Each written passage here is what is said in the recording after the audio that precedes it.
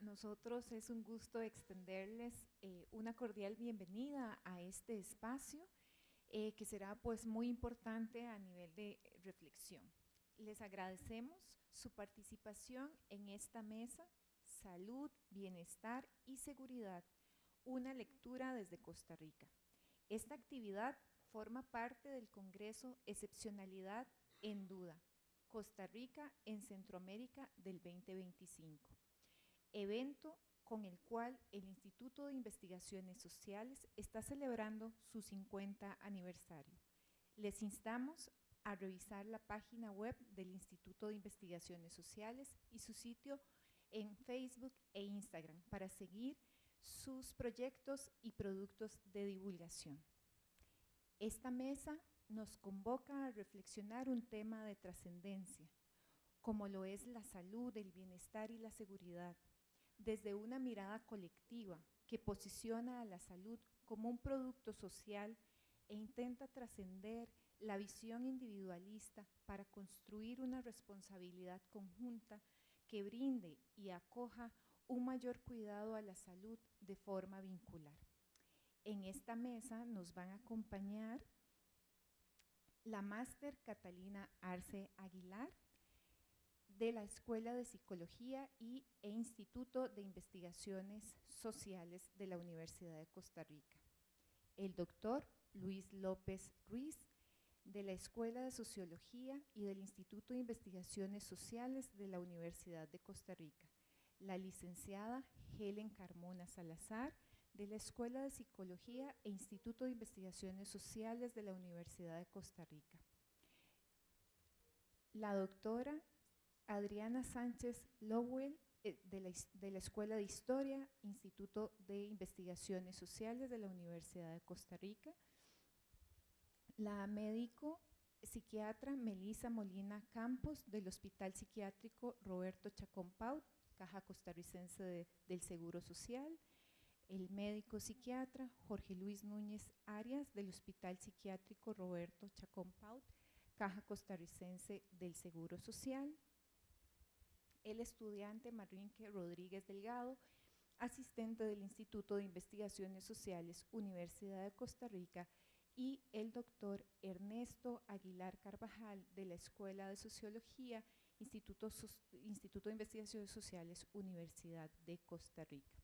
Para esta mesa, cada persona ponente tiene 15 minutos para hacer su presentación. Yo estaré facilitando un informe cuando falten 5 minutos y 1 minuto antes de finalizar el tiempo. Nuevamente agradecerles su presencia y les cedo la palabra a la máster Catalina Arce Aguilar, cuando la búsqueda de la luz duele, reflexiones sobre la atención universitaria en salud mental desde perspectivas colectivas.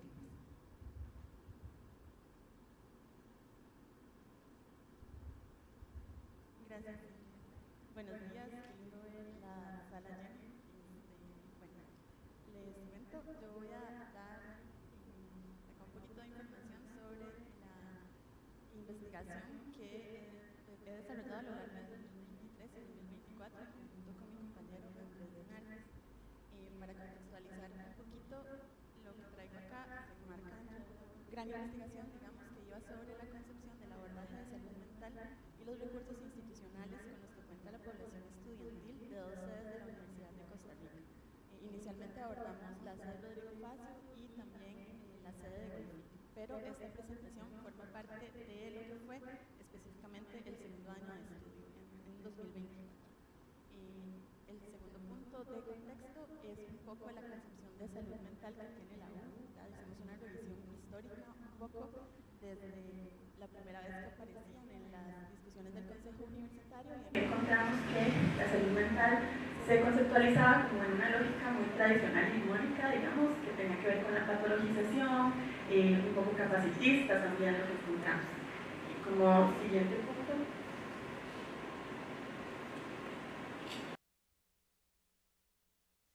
Bueno, en 2020 estábamos en el marco de la pandemia. El estudiantado se declaró en crisis en salud mental, ¿verdad? Justamente también un año que se había declarado como el año de la salud mental en la Universidad de Costa Rica, y esto fue como un elemento que nos llamó bastante la atención. Entonces,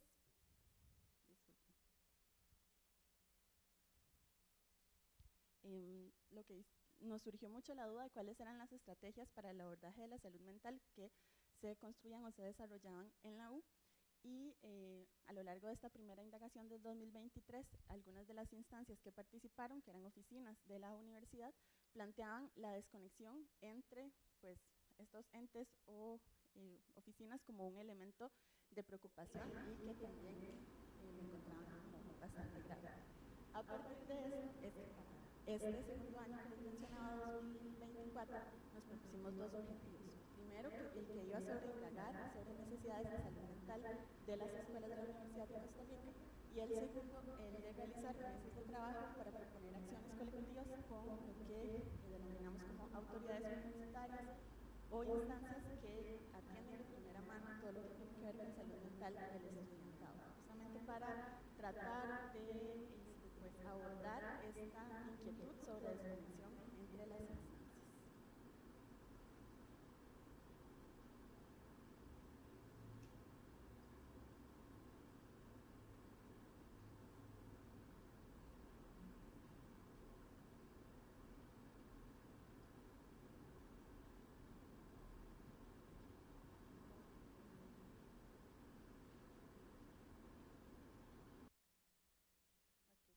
Como datos iniciales, en términos de cifras, para entender un poquito la conformación de la U, para el año anterior, el 2024, la cantidad total de estudiantes de todas las sedes de la universidad eran 44.380. La cantidad de personas docentes, 5.748. De personal administrativo, 4.191 personas. Y de administración superior, 138.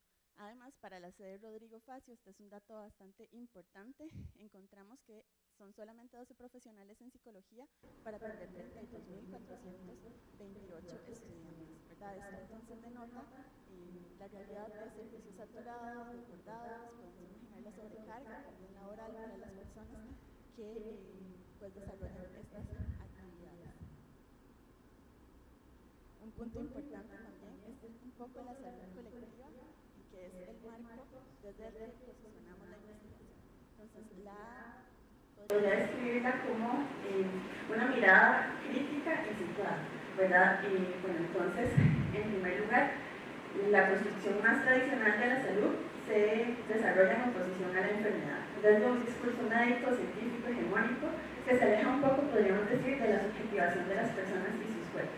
Esta perspectiva de salud colectiva viene en contraposición, ¿verdad? Es más heterogénea, plantea líneas diversas y es también un posicionamiento latinoamericano, por lo tanto es bastante situado.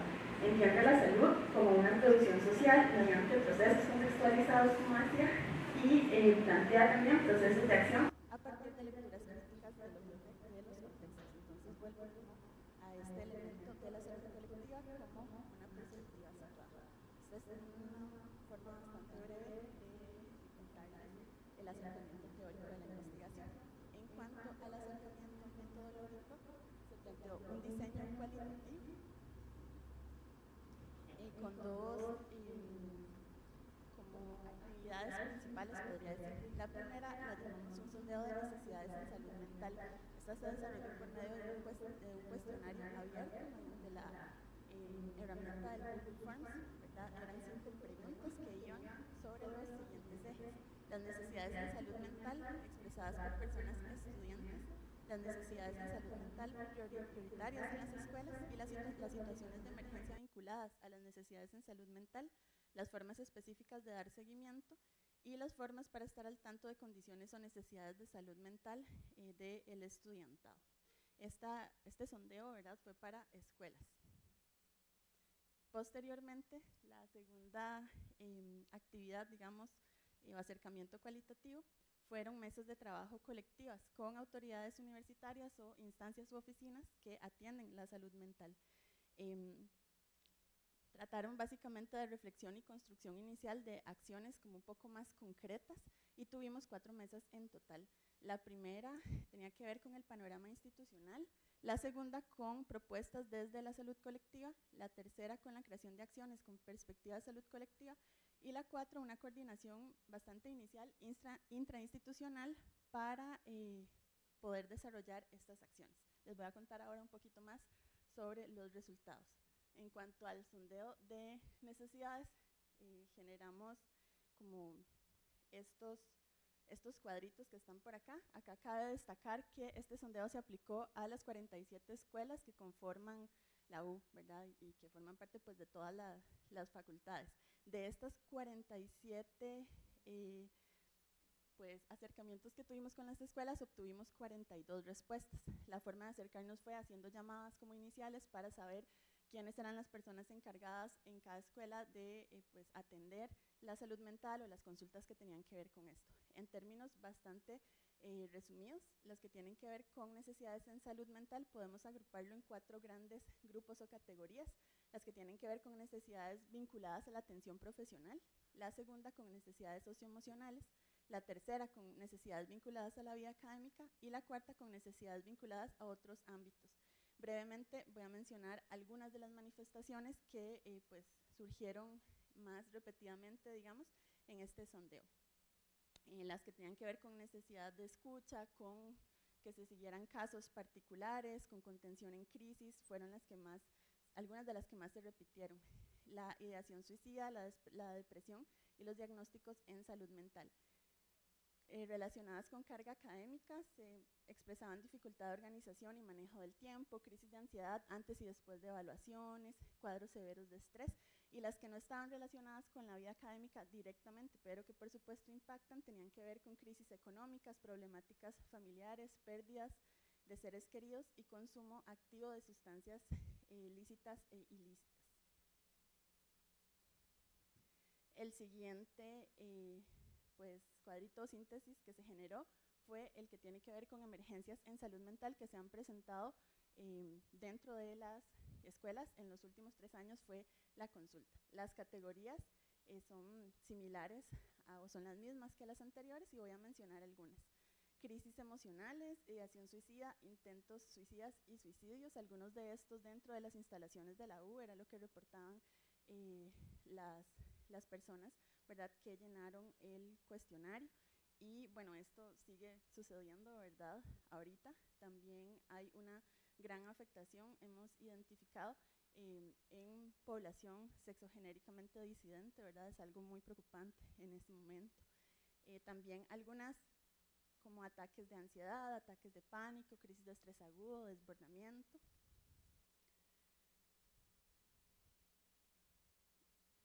La siguiente tablita es la que tiene que ver con formas de dar seguimiento y conocer el estado de la salud mental del estudiantado. Nos preguntamos, ¿verdad?, ante este panorama de todo lo que sucede como emergencias o crisis, si las escuelas tienen alguna forma de protocolo o cómo hacen para estar al tanto. Ahí creamos 3 categorías principales: mecanismos formales universitarios, mecanismos formales de cada escuela y mecanismos informales. Dentro de los mecanismos formales universitarios, lo que se menciona, ¿verdad?, es el protocolo de salud mental propio de la universidad. Los mecanismos de cada escuela, algunas han creado acciones, otras no tenían acciones. Tenían que ver con las comisiones que conforman cada escuela, y los mecanismos informales se relacionaban más con comunicación directa con personas de confianza, como el personal administrativo, el personal docente, ¿verdad?, que representan pues, acercamientos para las personas estudiantes.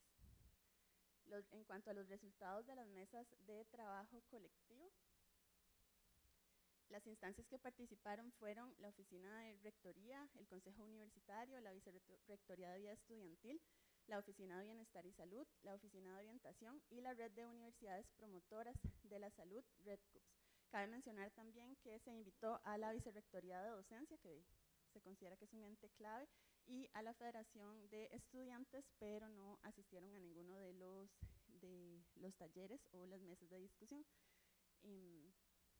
Además de discutir y reflexionar en torno a la concepción de salud mental de estas mesas, cabe destacar que se generaron acciones, se propusieron acciones concretas para tratar de dar respuesta a todo lo mencionado anteriormente. Se generaron 4 principales. La primera, que tenía que ver con pedagogías saludables. Las personas de estas oficinas mencionaban la necesidad, ¿verdad?, de desarrollar clases con métodos que consideren tanto lo físico como lo emocional. El análisis de creditaje y la sobrecarga académica, estas van de la mano. Tratar de analizar la malla curricular, actualizar, generar algún tipo de acción para dar seguimiento a las matrículas, ¿verdad?, y estar al tanto de un poco de la carga académica del estudiantado. Y la última, que sale acá como situación de fuerza laboral, este fue un emergente bastante importante, porque estas personas comentaban que están sobrecargadas de trabajo, ¿verdad?, y entonces que es bastante complejo estar atendiendo situaciones de crisis de esta índole cuando también esto está sobrecargado en muy pocas personas. Y brevemente, a nivel de conclusiones, encontramos que si bien, más que todo en las mesas de trabajo colectivo, los planteamientos de las personas participantes concuerdan con lo que plantea la salud colectiva, a pesar de que no lo abordamos como teóricamente, ¿verdad? Entonces parece ser una propuesta bastante acertada. El abordaje de la salud mental desde concepciones más individualistas no es sostenible, ¿verdad?, considerando la cantidad de personal, la sobrecarga y el tamaño también de la universidad. Encontramos, aunque este no era el foco, la necesidad de abordar la salud mental en vínculo con la teoría de los cuidados, y también esto es como una recomendación, digamos, si se quisiera continuar con la investigación en este tema. Y finalmente, la necesidad de construir desde la colectividad fue algo que nos quedó bastante claro, ¿verdad?, desde la crítica, y también la esperanza de que otras realidades alternativas, sensibles y con esperanza son posibles. Muchas gracias.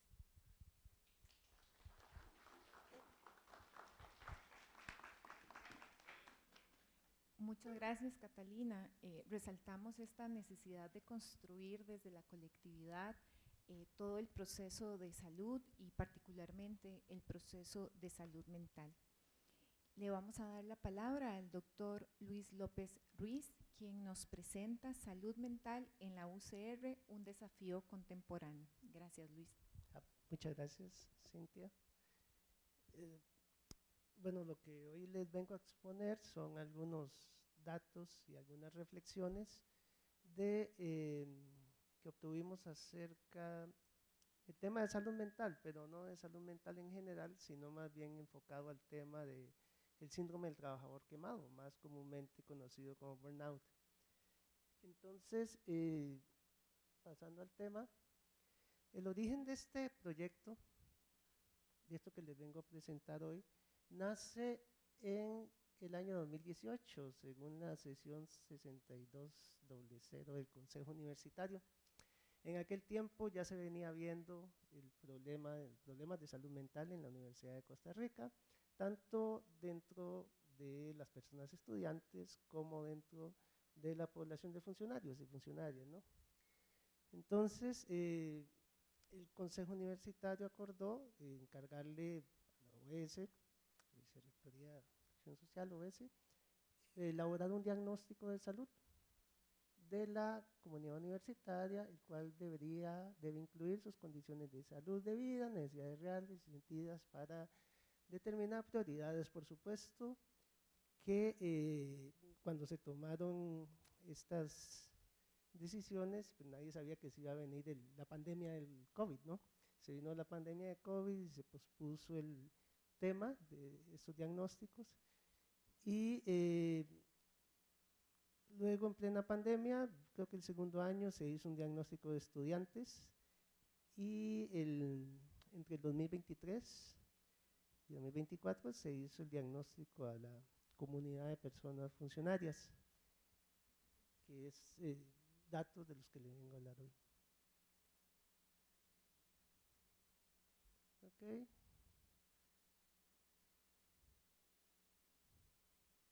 Ahora sí.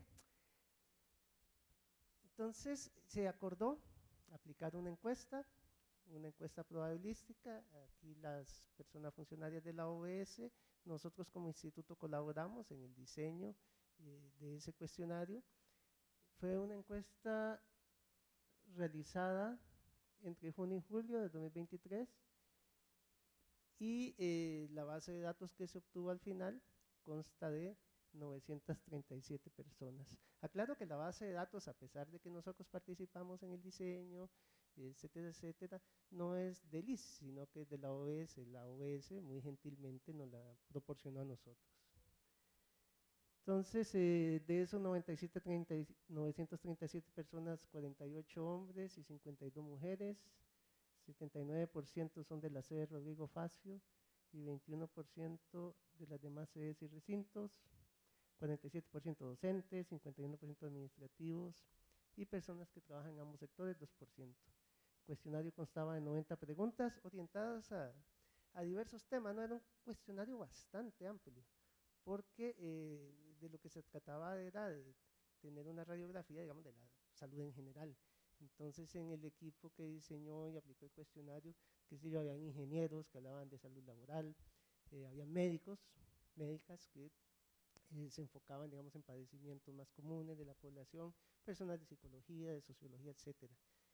Entonces, quizá dentro de todo lo que se preguntó ahí, los que estábamos por parte del IS, aprovechamos para incluir alguna batería de preguntas relacionadas con el tema que les voy a pasar a hablar más tarde.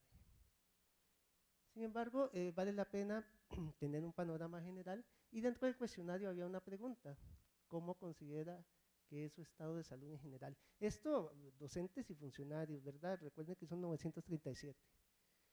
En realidad, según la salud en general autopercibida, nos encontramos ante una población, diría yo, bastante sana, ¿no?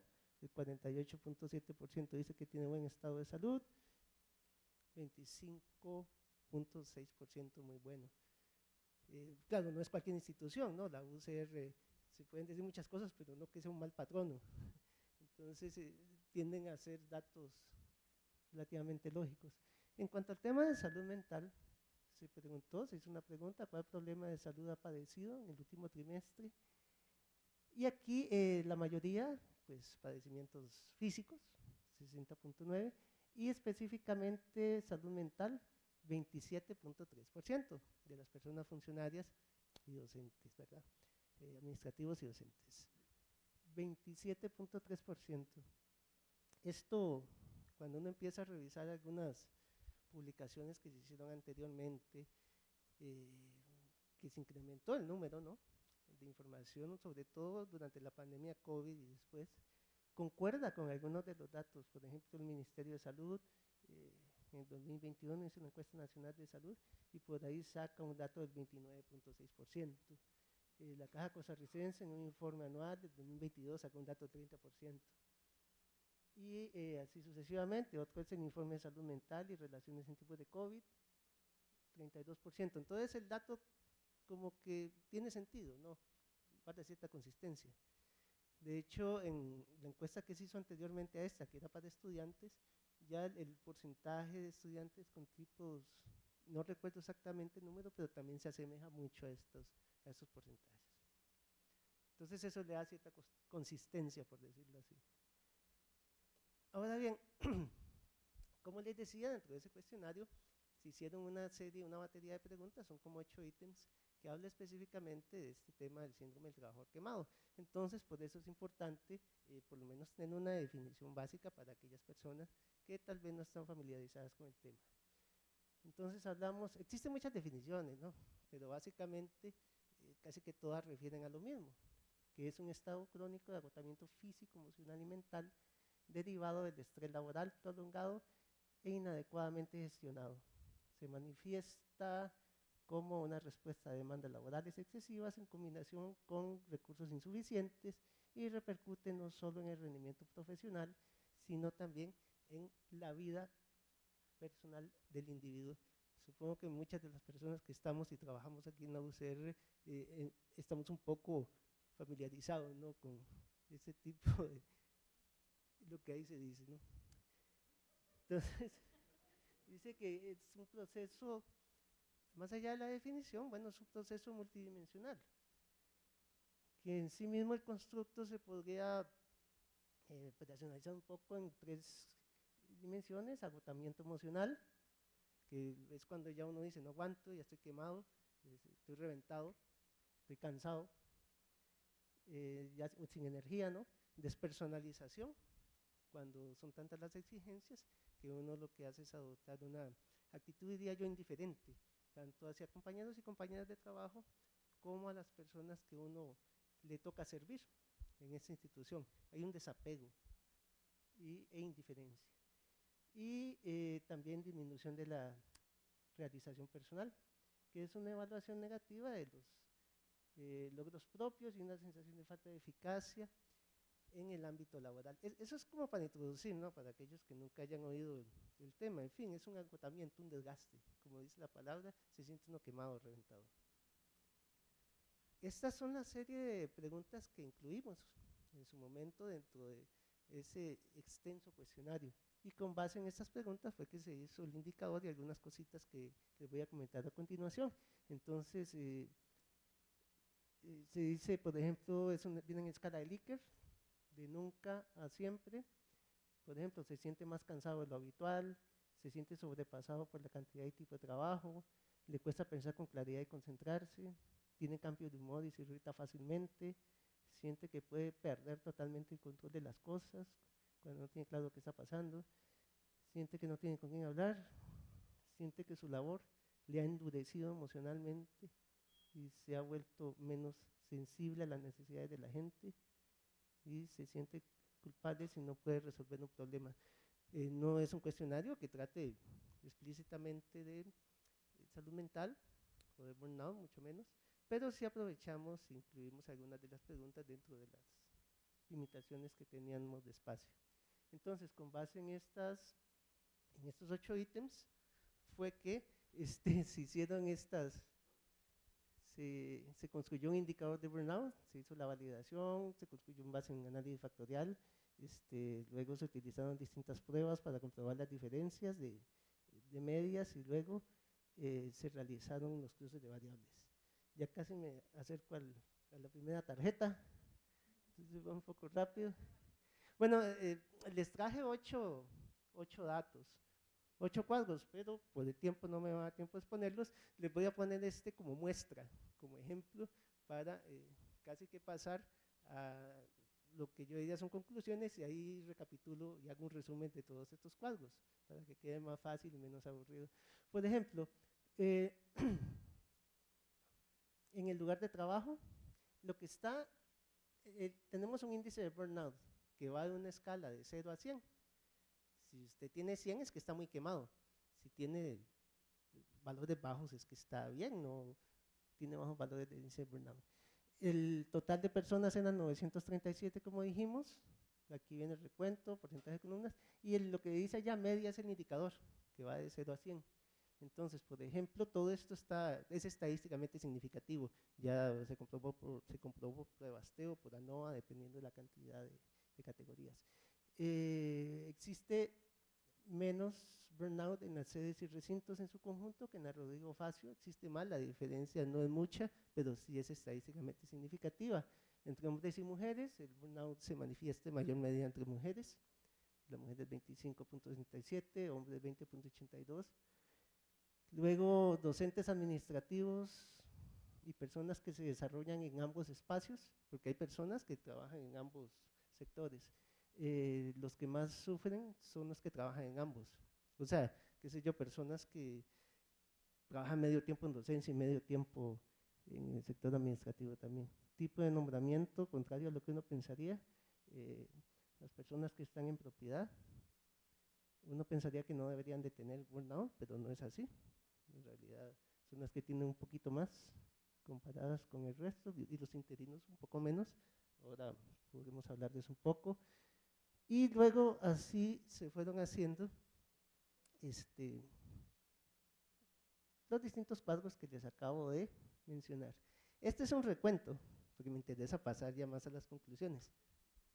El recuento es el siguiente: en general, las personas con los niveles más altos del índice de burnout son aquellas personas que trabajan en la sede Rodrigo Facio. Por supuesto que cuando uno ve el desglose de sedes, hay sedes que están por encima y por debajo de lo que es la Rodrigo Facio.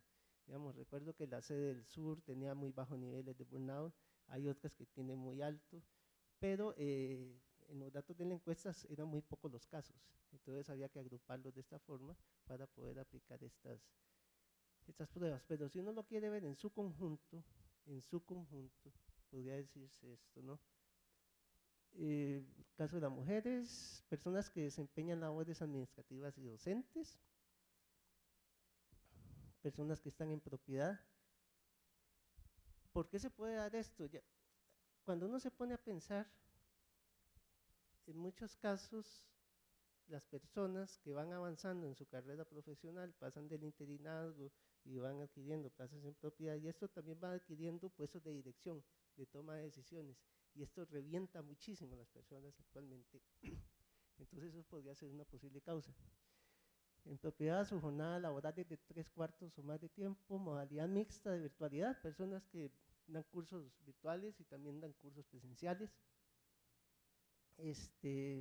Desempeñan de labor, esto es muy importante, aquí es donde se ven los mayores niveles de estrés, de burnout, personas que aparte de ser docentes hacen labores de investigación y de acción social, es exagerado, se ve la diferencia bastante grande con respecto a aquellas personas que solo se dedican a dar clases, entonces eso es muy muy significativo.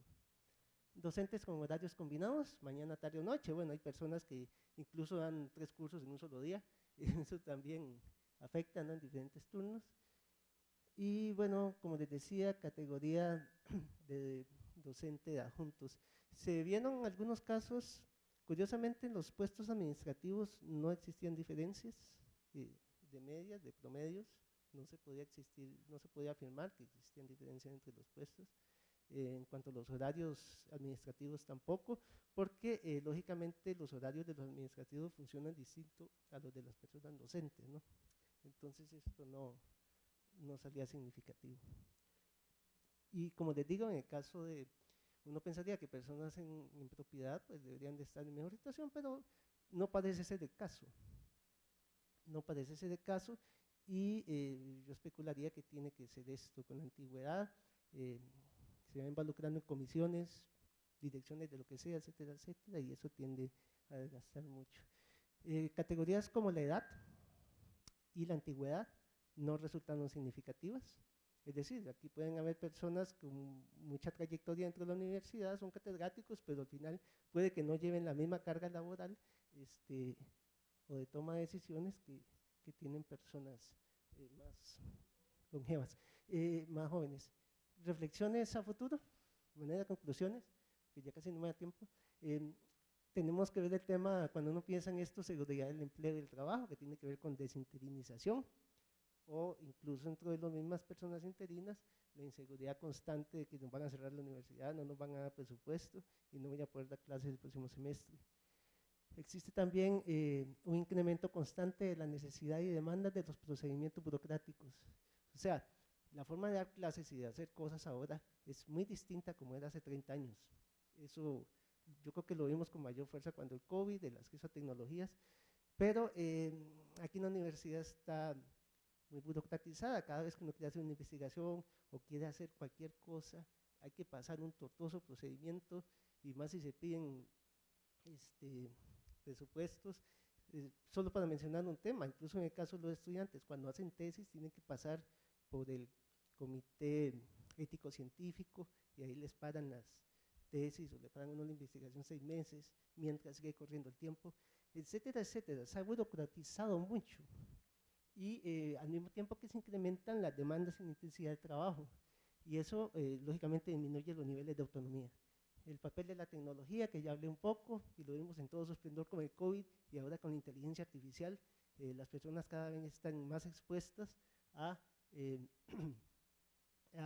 aprender nuevo software, etcétera, etcétera, ¿no? Las recompensas no siempre son acordes con los esfuerzos realizados. A veces dentro de la universidad las personas se asustan porque no hay nadie que dirija tesis, pero es que no se reconoce dirigir tesis, ni siquiera le dan un puntaje a uno dentro del régimen académico, y hay crisis por todo eso. Y me llama sobre todo la atención el tema de las personas tomadoras de decisiones en puestos de coordinación. Como decía, esto es un factor fundamental. Parece que en la UCR en general, las personas que conforme van involucrándose en la vida universitaria, van adquiriendo antigüedad, también se van involucrando en una serie de comisiones, puestos de dirección, etcétera, etcétera. Y ahí parece que es donde uno puede empezar a ver los mayores niveles de estrés laboral. Y como digo, es más difícil esto que dedicarse solo a dar clases, etcétera. Entonces, hasta aquí, muchas gracias y disculpas por el exceso. Gracias, Luis, por compartirnos este perfil que de alguna manera nos permite acercarnos también a la figura de la persona docente y el tema de la salud mental.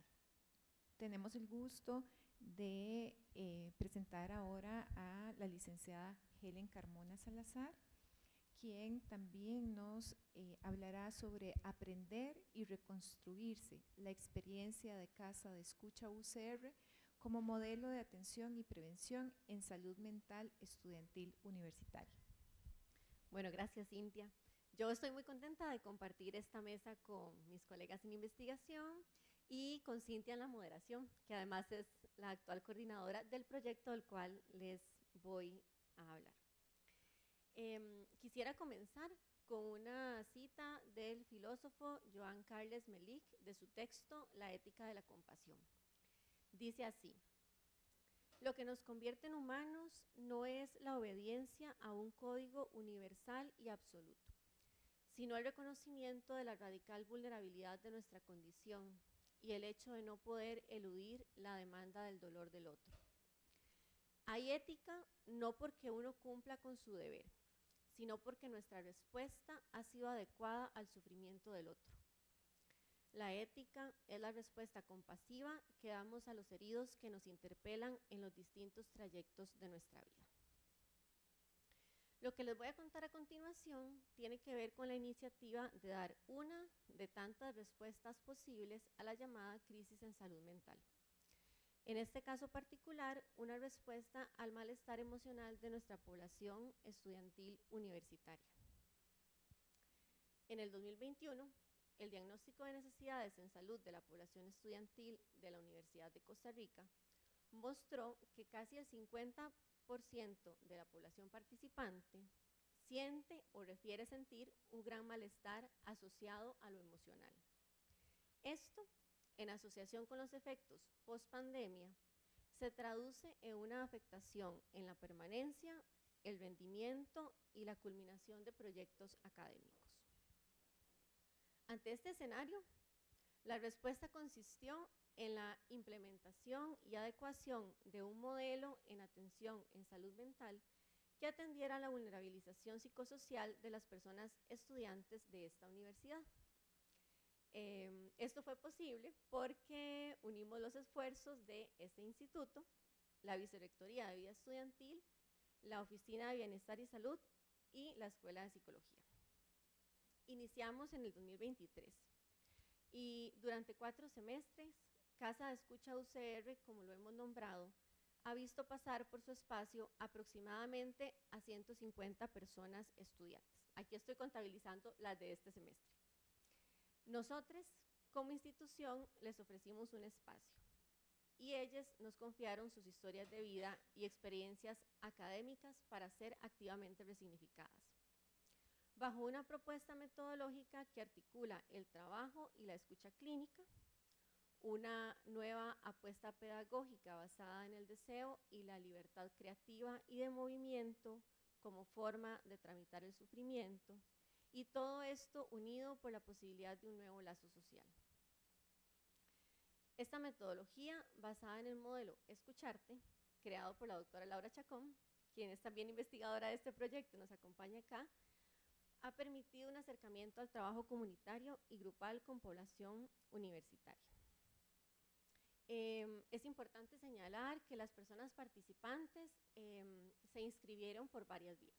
En un primer momento teníamos las referencias de las unidades académicas bajo una serie de indicadores que construimos para determinar si algunas de estas personas estaban en algún riesgo emocional o psicosocial, Posteriormente también trabajamos con referencias del cassette y tenemos también una vía de inscripción, digamos, libre. Publicamos el anuncio y las personas se inscriben. Entonces, estos tres ejes de la metodología consistían en la ejecución de 10 sesiones semestrales, en las cuales se impartieron 3 talleres de forma simultánea en subgrupos de 10 estudiantes con una frecuencia de 2 veces por semana. Cada uno de los talleres tuvo una duración de 50 minutos y un descanso de receso y merienda. Al día de hoy hemos realizado aproximadamente 360 talleres con estudiantes. El eje clínico consistió en un espacio dedicado a una escucha particular, que posibilita el reconocimiento de la vulnerabilidad subjetiva y el riesgo psicosocial, desde una hospitalidad que permita que la palabra emerja y la mirada sostenga y hospede el dolor del otro, un sostén que ofrece una compañía en lugar del desamparo. En este caso, una escucha que construya un lazo social y un espacio de soporte dentro de la comunidad universitaria. Respecto al eje educativo, este se planteó como un espacio que rompa con las pedagogías tradicionales, las cuales se caracterizan por el uso de poder, la humillación y la carencia de creatividad. Este espacio buscó que la persona estudiante explorara sus propias construcciones de saber, que reconozca y dé lugar a sus propios proyectos, sus ideales y creatividad. Lo fundamental de este espacio consistió en que el deseo sea la constante en la construcción de sus proyectos académicos. Finalmente, el eje creativo se propuso como un espacio para la creación colectiva e individual por medio del juego y la construcción manual. Este eje rompió con los estigmas de vergüenza relacionados a lo artístico, a la vulnerabilidad y a la experiencia creadora, al mismo tiempo que permitió que la palabra y la reflexión emerjan junto con los objetos creados.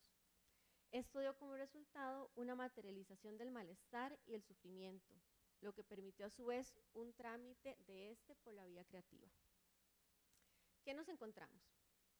Sería un poco transparente no decir que hemos topado con muchas escenas de sufrimiento y malestar, violencia y soledad.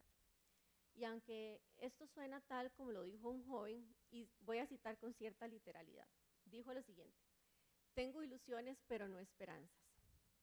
Este espacio nos mostró al mismo tiempo que construir otros imaginarios, no solo del futuro, sino de su presente, es posible. Y es cierto, las historias y sentires de esos jóvenes coinciden con las estadísticas e indicadores sobre vulnerabilización psicosocial de la población joven y adulta joven. Por ejemplo, este espacio nos permitió comprender que una gran mayoría de ellas proviene de zonas alejadas, rurales, y que cargan constantemente con una sensación de aislamiento y soledad, de no pertenencia e incluso de vergüenza, asociadas a su origen y su historia. Y que si bien es cierto, la universidad sigue siendo por excelencia, voy a resaltar esto, que si bien es cierto, la universidad sigue siendo por excelencia un logro no solo individual, sino muchas veces familiar, también coexiste con el orgullo la sensación de ser siempre insuficientes, pues también cargan en sus espaldas las expectativas de otros. Algunos, alejados de sus familias, no se sienten parte, tampoco identificadas con una comunidad universitaria.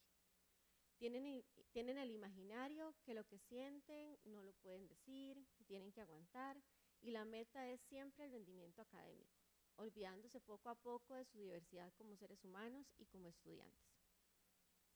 Es decir, el malestar asociado al académico y a su dimensión como estudiantes universitarios es una combinación entre su subjetividad y sus contextos. Esto nos permitió entender el cómo la universidad puede ser un espacio de construcción e invención del ser, al mismo tiempo que un espacio, algunas veces, de humillación y de vergüenza.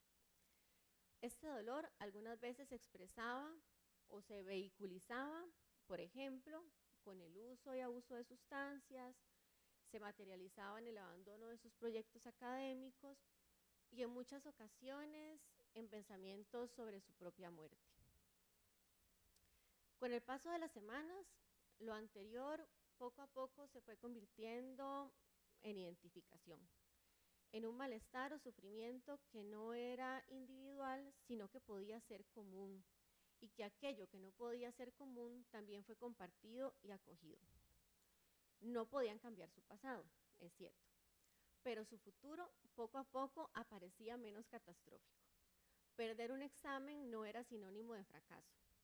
El vínculo con el otro y el sentimiento de pertenencia era posible, y la universidad poco a poco se ha ido reconciliando con el deseo.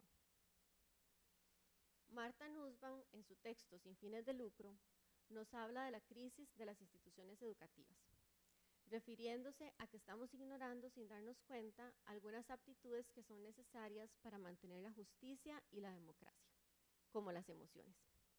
Esta autora plantea una fuerte crítica a la tendencia de la educación a descartar saberes como las artes y las humanidades, y a la mirada ausente frente a los sufrimientos. Casa de Escucha UCR es una experiencia que muestra cómo la universidad puede ser un espacio de resignificación del malestar subjetivo y de construcción de lazo social para la comunidad universitaria. La función política, en tanto una propuesta de prevención y atención en salud mental, también se convirtió en un grupo de resistencia individual y colectiva, que permite a su vez que el saber no sea excluyente. Laura Chacón nos plantea el concepto de fronteras porosas, el cual ha sido fundamental para la articulación y aplicación de este programa, porque ha permitido comprender una posibilidad de salir y entrar a los diversos campos relacionados con el saber, más allá de la superioridad intelectual que sugiere la universidad, desde la deconstrucción de los límites de la inclusión y la exclusión, lo que invita a la posibilidad de la palabra y a metáforas que sirvan para construir nuevas formas de pensar y de pensarse como estudiantes. Es así como en un contexto plagado por la fragilidad de la juventud y la vulnerabilización de sus contextos, atravesado particularmente por la desolación provocada por el neoliberalismo, es necesario crear dispositivos que provean una salida al sufrimiento. La experiencia de ya más de 2 años de trabajo con jóvenes universitarios ha permitido una reflexión sobre cómo construir una universidad que sea un espacio a apropiarse, apostando por la unión de un espacio psíquico, geográfico, donde sea posible encontrar una condición humana digna. Cuestionar constantemente la lógica universitaria y qué de esta es expulsivo es una responsabilidad política de esta institución. Este proyecto cree que es posible una política universitaria que disminuya las desigualdades, una que permita minimizar las cargas y aumentar las posibilidades, y que permita convertir las ilusiones en esperanzas. Muchas gracias.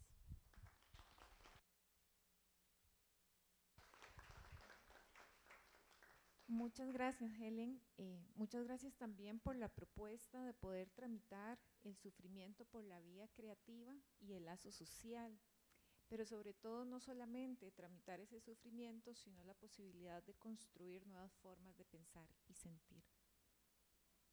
Daremos la palabra ahora al doctor Luis Ernesto Aguilar Carvajal, Ética Situacional e Interdependencia, una aproximación a un evento trágico.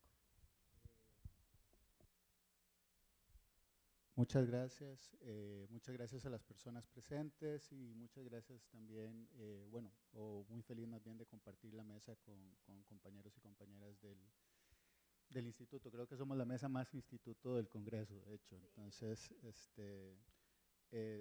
está bien. Mi ponencia se titula Ética Situacional Interdependiente, una aproximación a un evento trágico. El 11 de octubre de 1996, en una conferencia de prensa convocada de urgencia por la Caja Costarricense del Seguro Social, algo que era poco común por aquel entonces, se anunció uno de los casos más importantes a nivel internacional de sobreirradiación en un espacio hospitalario.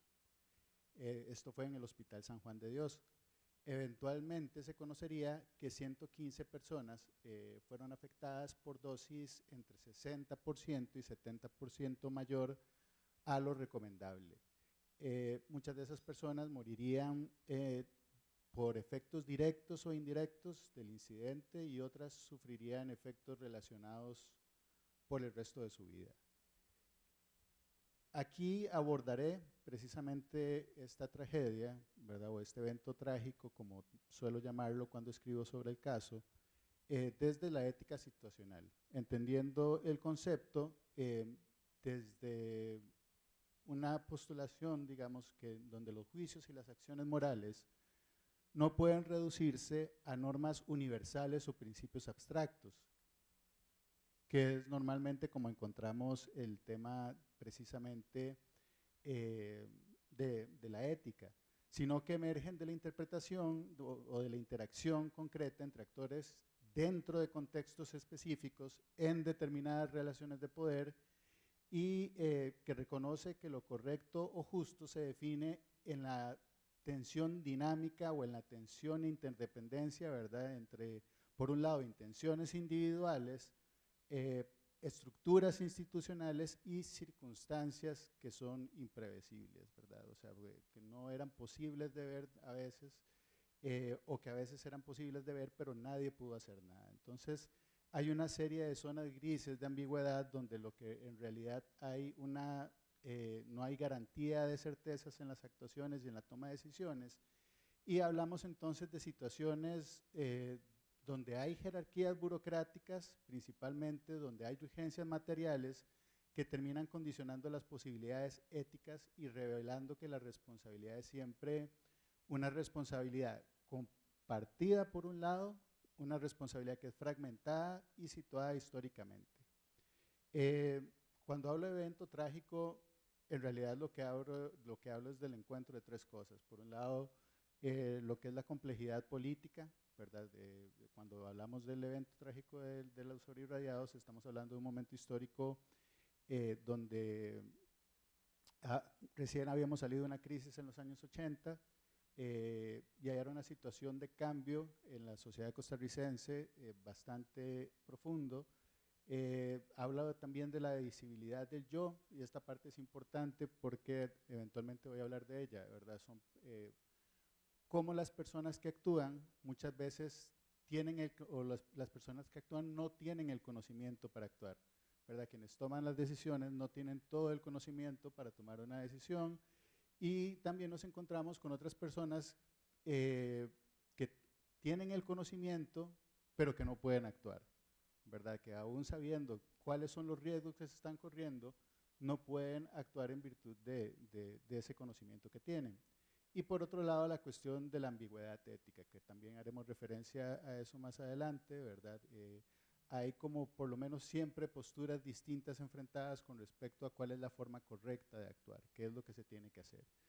En ese sentido, nos encontramos entonces con actores que enfrentan siempre paradojas éticas que por lo menos para mí son irresolubles, ¿verdad? Por un lado es proteger los procedimientos e instituciones versus salvar vidas o ayudar a las personas vulnerables o que ya fueron vulneradas, respetar jerarquías versus exponer verdades, como otra de las paradojas éticas en el asunto, y la cuestión ley versus justicia, ¿verdad? Que terminan siendo también cosas que están en tensión. Aquí lo que voy a hacer es hablar de un episodio que en realidad he hablado poco sobre él y en realidad he escrito nada sobre esta cuestión en particular. Y es contar un poco la historia más desde quienes resistieron la institucionalidad, ¿verdad? Y las que de alguna u otra forma resistieron el ejercicio del poder que la Caja Costarricense de Seguro Social tuvo en ese momento. Entonces, como un primer punto, hablo de una ética situacional que termina siendo una respuesta a las fallas en la institucionalidad, ¿verdad? Y aquí voy a contar la historia de cómo se alinearon particularmente lo que fue la Asociación de Proayuda al Sobreirradiado, ¿verdad? Que fue una asociación que fue creada por las mismas personas sobreirradiadas y sus familiares, y cómo esta coincidió o se alineó con la Defensoría de los Habitantes, ¿verdad? La Defensoría de los Habitantes en ese momento estaba surgiendo recién, ¿verdad? O sea, llevaba pocos años de estar trabajando y estaba poco burocratizada, y eso fue algo importante, ¿verdad? Terminó siendo muy relevante a la hora de las alineaciones. Asociación Pro Ayuda del Sobreirradiado surge precisamente de familiares principalmente. Hay un rol muy importante de una madre de una de las personas afectadas que comienza a observar dentro del espacio hospitalario cómo las personas que estaban siendo tratadas en una máquina de cobalto, ¿verdad? Porque habían 2 máquinas de cobalto en el Hospital San Juan de Dios, las que estaban siendo atendidas en una máquina específica del hospital presentaban una serie de, digamos, su reacción era diferente a las que eran tratadas en la otra máquina. O sea, había más problemas de salud, había más consecuencias, ¿verdad?, del proceso de radioterapia. Entonces, desde ahí, ella comienza a investigar, en lo que comienza su propia investigación, a hablar con otros familiares para preguntarles precisamente sobre las reacciones que estaban teniendo sus familiares. Ella comienza a descubrir que algo está pasando, ¿verdad? Pero ella misma decía que ella no tenía el conocimiento, ¿verdad?, como para entender la situación. En un momento, las mismas enfermeras, los mismos doctores la amenazan, ¿verdad?, eventualmente con no dejarla entrar más al hospital porque estaba causando problemas o estaba causando caos y alteración, ¿verdad? Entonces, en ese sentido, ella al final se alinea con otras personas, con otros familiares de las personas afectadas y van a la caja a hacer un reclamo, ¿verdad? Van a la caja a pedir respuestas para lo que estaba pasando. Y ella habla de que a partir de ese momento que se crea la Asociación Pro Ayuda al Sobreirradiado, ella por lo menos puede decir que se estableció una especie de solidaridad desde el sufrimiento, ¿verdad?, que ayudó a que la situación fuera más llevadera, colectiva e individualmente hablando, ¿verdad? O sea, de alguna u otra forma eso ayudó a sentirse menos vulnerables frente a la situación que estaban enfrentando. Y ahí es donde aparece la Defensoría de los Habitantes. La Defensoría de los Habitantes estaban empezando, ellos de alguna u otra forma sintieron que tenían que actuar, no sabían muy bien qué actuar, ¿verdad? Y aquí voy a citar textualmente, ¿verdad?, a uno de los funcionarios de la Defensoría. A partir de ese momento empezamos a mirar una puerta que se abría también para la institución, porque entonces no solamente ahora ya teníamos un contacto con un representante de los pacientes, porque yo no había tenido contacto con ninguno hasta esa fecha, sino también la oportunidad de insertarnos dentro del proceso que los pacientes habían abierto. En ese sentido, entonces, la acción emergió de la necesidad de romper con un orden institucional para exponer lo ocurrido a las personas afectadas, ¿verdad? Las víctimas y la Defensoría actuaron como contrapartes frente a la caja, priorizando la vida y la vulnerabilidad de las personas afectadas sobre normas rígidas y sobre jerarquías institucionales. Esto es una cuestión que va a ser muy importante, ¿verdad? Hubo además una improvisación institucional frente a las fallas. Como les dije, la Defensoría no sabía cómo actuar, nunca había habido una situación así en el país, de hecho, y tenían esta noción de que debían actuar, de que tenían que intervenir de alguna manera. En esa medida comenzaron a moverse para traer expertos internacionales del Organismo Internacional de Energía Atómica. Hubo cierta resistencia por parte principalmente de la Caja Costarricense del Seguro Social de traer a personas fuera, ¿verdad? Entonces, en ese sentido, la Caja no brindaba al mismo tiempo, bueno, se hace todo el movimiento para esto, la Caja no daba expedientes, ¿verdad? La información que la Defensoría que requería no la brindaban, de hecho no tenían por qué hacerlo, además había un proceso judicial y en ese sentido ellos comienzan a moverse por vías informales, ¿verdad? Uno de los funcionarios de la Defensoría tenían un contacto con personas de la Fiscalía y logran obtener de esta manera los expedientes médicos. Y cuando viene esta misión internacional del Organismo Internacional de Energía Atómica, no había tampoco una forma de validar de alguna manera a estos expertos que venían a visitar y que venían en esta misión, y lo que hicieron fue, frente a la medicatura forense, ¿verdad?, porque tampoco se quería brindar información sobre las autopsias, se encubrió la misión como una lección de patología, ¿verdad? Y esa fue la forma que les permitió entrar en la institución y poder tener acceso a las autopsias, ¿verdad? En ese sentido, la Defensoría también operó en zonas grises, ¿verdad? En zonas grises legales e institucionales, usando tácticas no convencionales, ¿verdad? Y cuando digo tácticas no convencionales, hablo de mentiras tácticas, de redes informales para lograr obtener información y ponerla al alcance de las personas afectadas, ¿verdad? Información que sería eventualmente fundamental en los procesos judiciales. En cuanto a la visibilidad del yo, que les decía, ¿verdad? Esta diferencia entre el que actúa sin saber, ¿verdad? O el que sabe pero no puede actuar.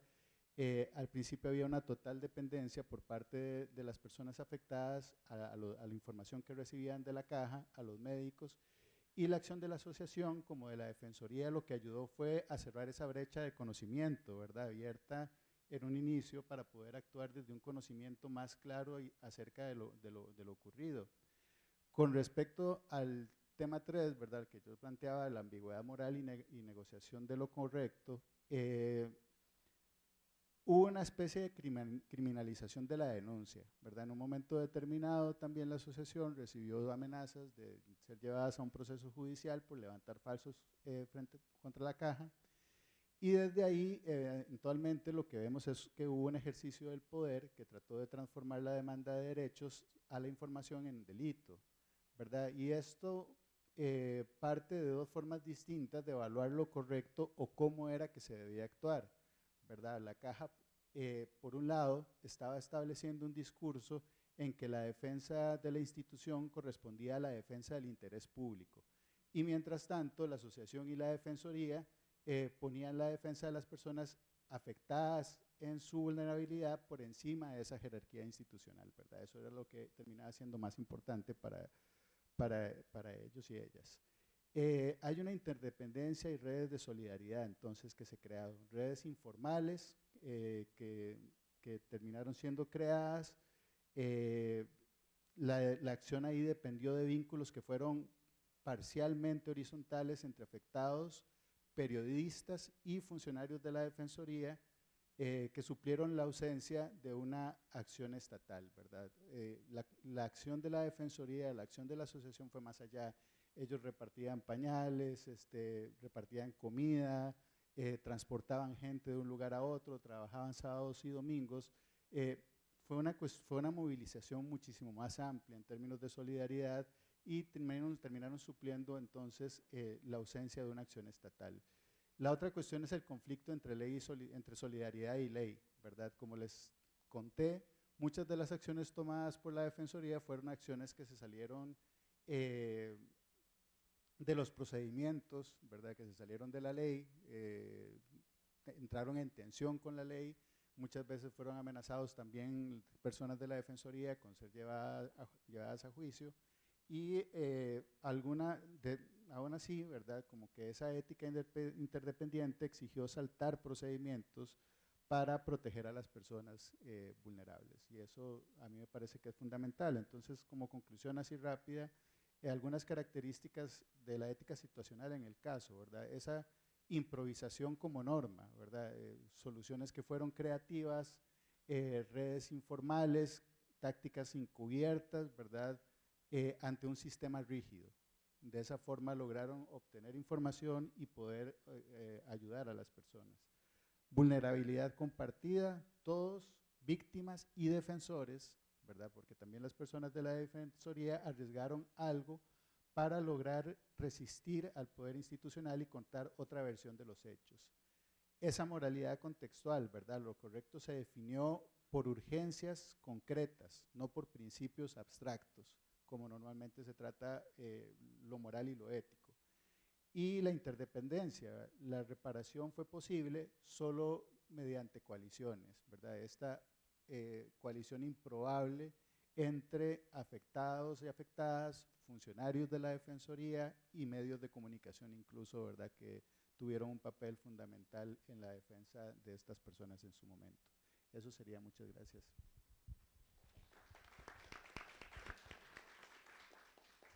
Muchas gracias, Luis. Una interesante reflexión de esta ética situacional sobre todo que nos convoca a pensar esa posibilidad de la solidaridad desde el sufrimiento y la coalición frente a estos procesos que son importantes desde estos juicios y acciones que no pueden reducirse a estas normas universales. Damos ahora la palabra al doctor Jorge Luis Núñez Arias y a la doctora Adriana Sánchez Lowell con la ponencia del dispositivo comunitario del Hospital Chacón Paut, un modelo comunitario de atención al sufrimiento psíquico grave. Muchas gracias, Cintia. Buenos días, muy agradecidos de estar en este espacio de interlocución, máxime que es una actividad pues tan importante como el celebrar el 50 aniversario del Instituto de Investigaciones Sociales.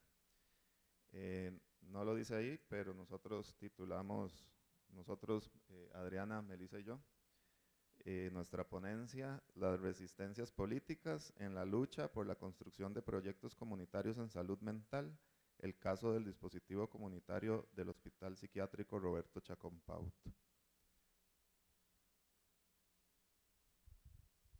Ok.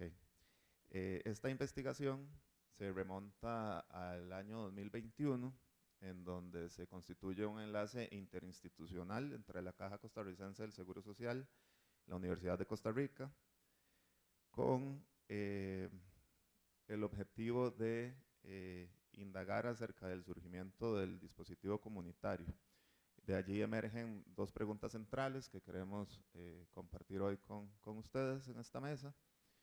¿Por qué es importante rastrear el surgimiento del dispositivo comunitario?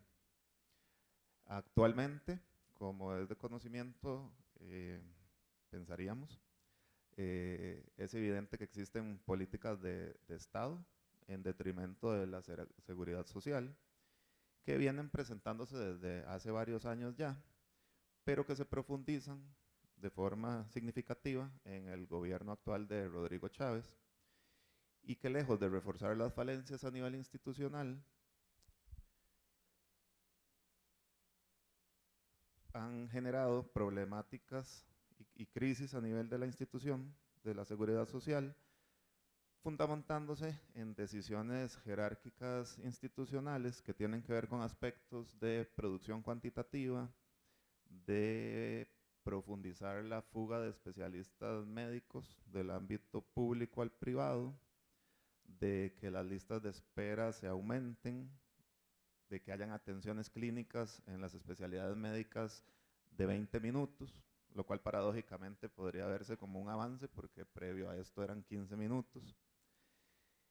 Y se han estado implementando indicadores generalizados y estandarizados, precargados, como se denominan a nivel técnico, progerencia institucional, obviando particularidades de cada especialidad médica, obviando particularidades de poblaciones específicas, como por ejemplo la problemática de la violencia obstétrica en relación con las mujeres y los servicios de ginecobstetricia, poblaciones adultas mayores, todo el abordaje que a nivel de la población adolescente ha implicado un aumento en intentos de suicidio, en cuadros depresivos, en una serie de problemáticas específicas también, comunidades indígenas, población diversa sexual, por mencionar algunas, y mucho menos se toman en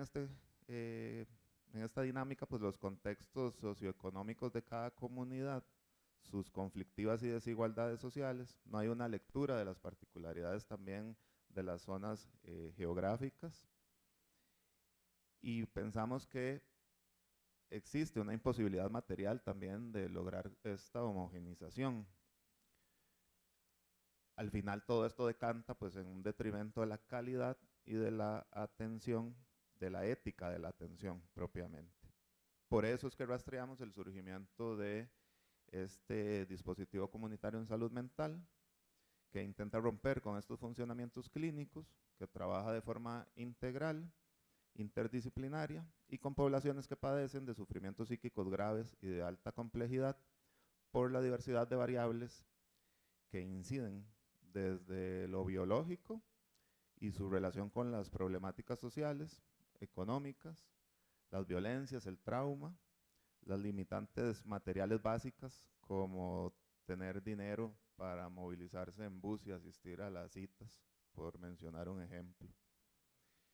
Y en relación con la segunda pregunta, que ya pasó, pero la voy a retomar, que es cuál ha sido la ruta que ha hecho posible la experiencia de atención comunitaria de escucha terapéutica que se realiza en el dispositivo comunitario. Puedes mencionar que las rutas han sido diversas, que hay rutas que nos anteceden, hay rutas que transitamos y que haremos mención a algunas de estas vivencias importantes que mediaron este pasaje más adelante. Defender lo público. Defender lo público es fundamental en este contexto que estamos viviendo actualmente, que se caracteriza por un desbordamiento de la violencia, que se manifiestan hechos como el genocidio en Palestina, en el Congo, India, Pakistán, no solo a nivel global, sino a nivel nacional. Estamos en una escalada de violencia. En historia, la gente siempre dice, estamos en un momento como nunca antes habíamos vivido. Actualmente sí, estamos en un desbordamiento de violencia como nunca antes habíamos vivido desde que tenemos estadísticas, ¿verdad? Con una alta tasa de homicidios, tenemos casos de mujeres desaparecidas que luego aparecen desgraciadamente mutiladas, desmembradas, es decir, las expresiones que tiene la violencia actual son muy fuertes. Y para rematar, con nexos, por ejemplo, el que hay actualmente entre el presidente Chávez y este sujeto que está ahí, que ni quiero mencionar para no darle más popularidad, y la promesa de hacer una prisión con las mismas características de las que se están haciendo en El Salvador, ¿verdad? Y hay un sesgo, digamos, una ruptura en el lazo social muy importante, donde vemos a dos grupos, digamos, enfrentados con posiciones totalmente opuestas.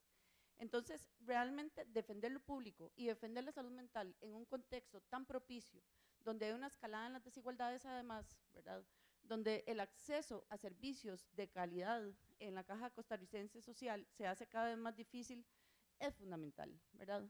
Yo, que estoy en muchos grupos de estos que están planteando ir a la guerra y volver al 48 para defender no sé qué posiciones, ¿verdad? Me asusto, digamos, y no me imagino también cómo lo están viendo muchas otras personas.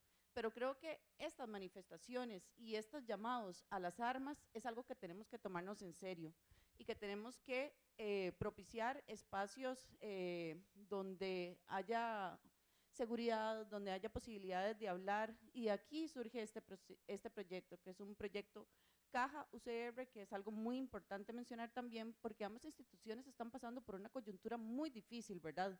Y de cierta manera, ver cómo se han transformado las condiciones de trabajo en la Caja en 5 años que tengo de estar con estos colegas, ¿verdad?, haciendo este proyecto, ha sido muy impresionante, realmente ha ido muy rápido, ¿verdad? La sobrecarga de trabajo, las guardias, la salida de especialistas, ¿verdad? Ayer un colega me contaba que su papá no puede ser tratado porque el especialista que podría hacerle el tratamiento renunció a la Caja, pero a la vez las máquinas o la tecnología que hay para lo que el papá necesita solo está en la Caja.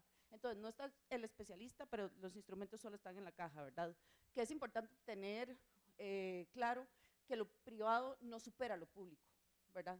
A veces se cree que sí, pero es falso. Y algo muy interesante de nuestro proyecto ha sido también como la metodología, ¿verdad? Es decir, estamos haciendo un trabajo histórico y clínico, un pasaje de la escritura que ahorita Jorge les va a contar, y uno se imagina cómo son los archivos institucionales. Bueno, nuestro archivo institucional fue ¿verdad? Además, nuestra investigación inició en tiempos del COVID, entonces fue meternos en un lugar que antes funcionaba como celda para pacientes, a investigar en cajas que no están categorizadas, digamos, teníamos que meternos en las cajas a ver qué había, ¿verdad?, bajo condiciones relativamente insalubres, ¿verdad? Y esa puerta me parece simbólicamente muy importante. Esas eran las puertas que separaban a los pacientes que estaban encerrados en la época del manicomio, en el que realmente había violaciones a los derechos humanos, y fue gracias a denuncias hechas por el mismo personal de salud que hubo una intervención por parte de la antipsiquiatría italiana y se ha ido transformando las condiciones. Entonces, esta es una historia transnacional. Una historia transnacional que también está atravesado por lo nacional, es decir, los años 40 fue una época de importantes cambios y transformaciones en la política del país, ¿verdad? Donde hubo una construcción, digamos, de la salud pública, la Junta de Protección Social, de la mano con el doctor Roberto Chacón Paut, propició la construcción de este hospital que empezó como una granja agrícola, que era un tratamiento revolucionario para la época, ¿verdad? Y luego fue acogida por la Caja Costarricense del Seguro Social, no sin protestas, porque la Caja no quería ocuparse de los hospitales psiquiátricos. Entonces, estamos haciendo no solo triangulación de fuentes, sino también triangulación teórica y metodológica. Okay, retomando un poco la posibilidad que nos ha abierto esta investigación de hacer un pasaje a la escritura, queríamos hacerles transmisión de algunas experiencias pues, centrales.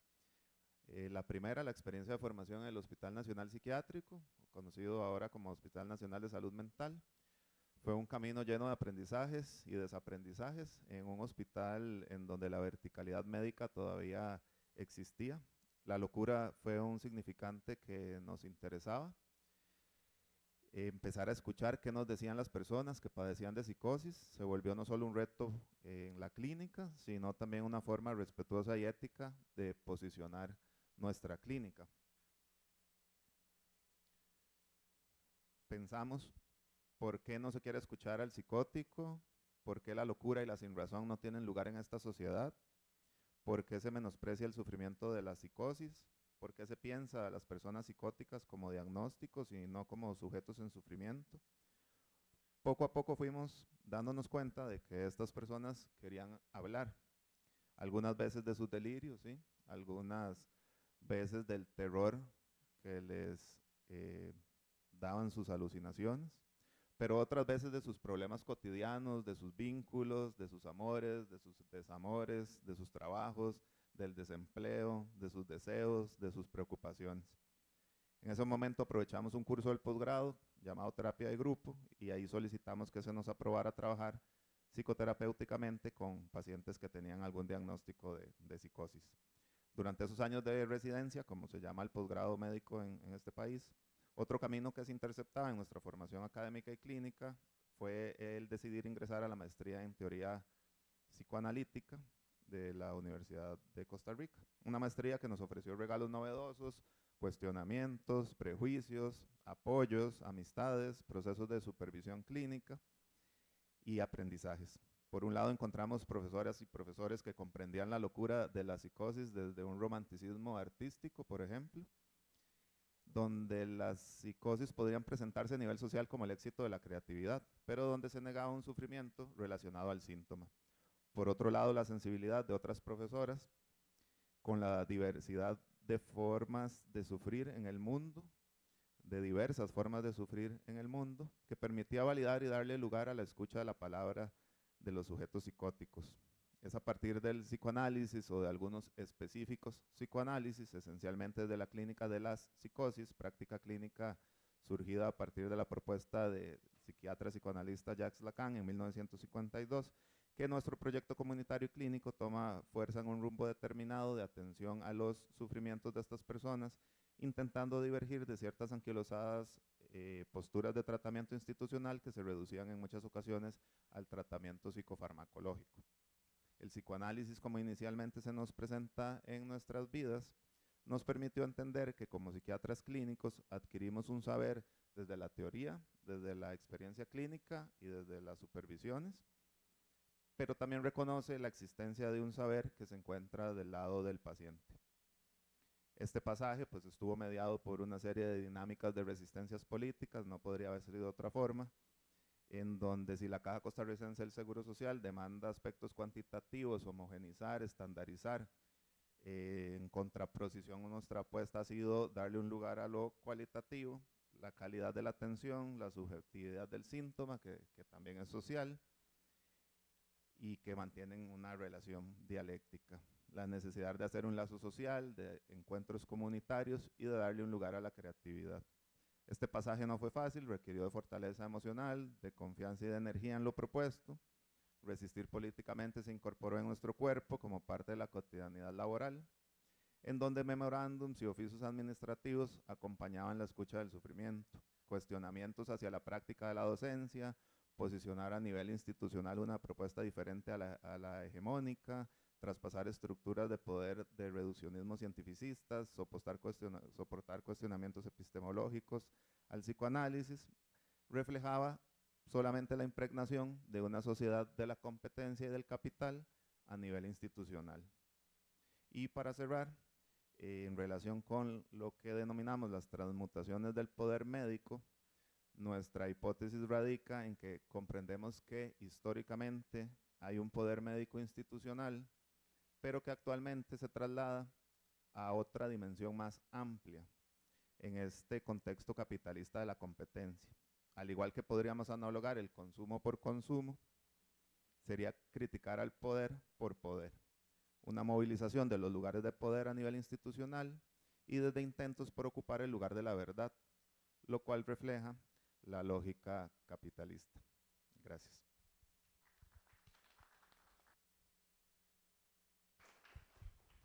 Muchas gracias, Adriana. Muchísimas gracias, Jorge. Es una importante invitación que nos hacen desde diferentes expectativas y panoramas, ¿verdad? Para comprender el tema de la ruptura, del lazo social, de la defensa de lo público, de la posibilidad de dar lugar a la salud mental desde la escucha de quienes necesitan, desde el sufrimiento subjetivo y pues esta posibilidad de también entender esta transmutación del poder médico.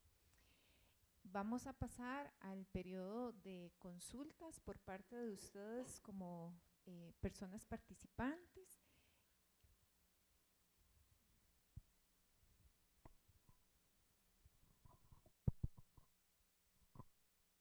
Muchas gracias por todas sus presentaciones. Yo coordino una comisión institucional para la diversidad sexual que tiene la universidad y desde ahí quería venir a esta mesa a escucharles y plantearles como un par de preguntas que me surgen. Yo tengo una preocupación severa por la salud mental de los estudiantes queer en este momento en la universidad. En lo que va del año he acompañado 4 situaciones de emergencia que culminaron literalmente en emergencias en el hospital por ideación suicida. Y es algo que he estado como tocando puertas y buscando qué hacer con esto en la universidad, porque yo no quiero que perdamos a ningún estudiante, pero creo que el riesgo es realmente inminente. Entonces, para Catalina y para Luis, me surgía la duda si existen variables sobre identidad de género y orientación sexual en las investigaciones que ustedes han hecho. Y esto lo pienso a raíz de que ¿verdad? Hay suficiente evidencia en países como Canadá, Estados Unidos, a partir de estudios que siguen el modelo de estrés de minorías, pues que demuestra que las personas queer tenemos mayores índices de depresión, ansiedad, ideación suicida, etcétera, pero que esto está, ¿verdad? La causa no son factores individuales, sino factores sociales finalmente. Y en esa línea, para Helen me preguntaba si existe la posibilidad de abrir un grupo específico para personas queer, y esto porque también estos mismos estudios de estrés de minorías señalan la importancia de los espacios no mixtos, porque hay ciertas cuestiones que pasan por la constitución subjetiva de una persona queer que no es tan fácil hablar en espacios con personas que no les atraviesa esta experiencia. Y bueno, eso como en general dejar la inquietud de que muchas de esas personas que se acercan a mí, la comisión que yo coordino no tiene ninguna potestad de atender salud mental, entonces yo lo que hago es referir y referir, pero ya no sé a dónde más referir. Y pues muchas personas me dicen, la universidad es el único espacio seguro que yo tengo, en mi casa no me aceptan, en el barrio es peligroso salir vestido como yo salgo. Y la universidad, además, ahora que tenemos mucha mayor presencia, creo yo cada vez más organizada de grupos antiderechos, se está volviendo también un espacio de tensión y se está perdiendo ese espacio seguro, y ahí creo que es una responsabilidad de todos nosotros también sostener y defender que la universidad siga siendo un espacio donde las personas queer puedan vivir y también tener un cierto apoyo social para sostener sus vidas.